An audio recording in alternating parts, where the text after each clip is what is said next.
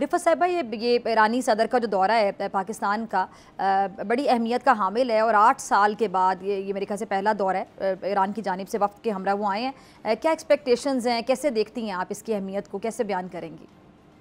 देखिए जी, इसकी तो अहमियत बहुत ज़्यादा है, इसलिए क्योंकि ये सदर रईसी का पहला दौरा है पाकिस्तान में। और दूसरी बात ये है कि जब से ये नई हुकूमत आई है पाकिस्तान में, तो पहला हेड ऑफ स्टेट जो विजिट करता है पाकिस्तान को वो ईरान का सदर है। तो इसलिए ये बहुत स्ट्रॉन्ग एक मैसेज दुनिया को भी जाता है कि हम ईरान हमारा पड़ोसी मुल्क है, हमारा बराबर मुल्क है, उसको हम कितनी अहमियत देते हैं।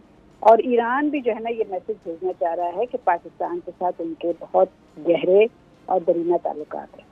ख़ास तौर पे जब आजकल जो मिडल ईस्ट की सिचुएशन आप देख रहे हैं जो गजा में और फ़लस्तीन में हो रहा है, इसका भी बड़ा अच्छा मैसेज जाता है इजराइल को भी और बाकी ममालिक को भी कि पाकिस्तान और ईरान जो है ना एक पेज पे हैं। प्राइम मिनिस्टर साहब ने, शहबाज शरीफ साहब ने आज वाज़ेह कर दिया है कि गजा पे वो उनके कितना सपोर्ट है।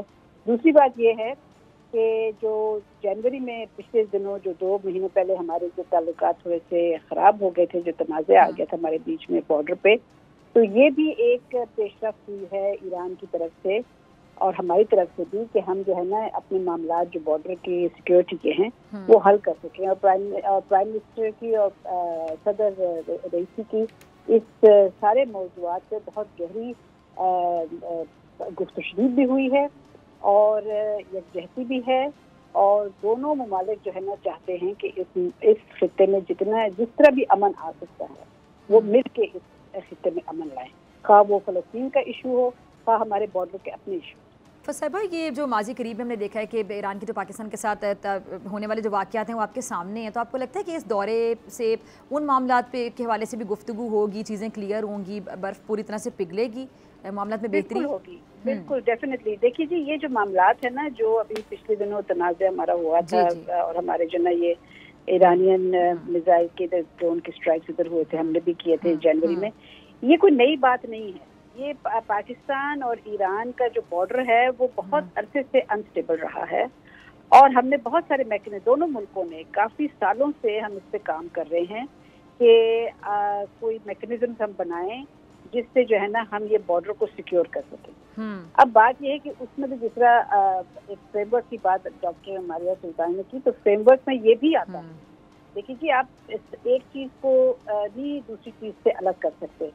जियो इकोनॉमिक्स बहुत ज़रूरी है, तजारत बहुत ज़रूरी है, लेकिन जब तक कि आपकी सिक्योरिटी और स्ट्रेटेजिक आपके जो बेनिफिट्स होंगे आप कुछ नहीं कर सकते।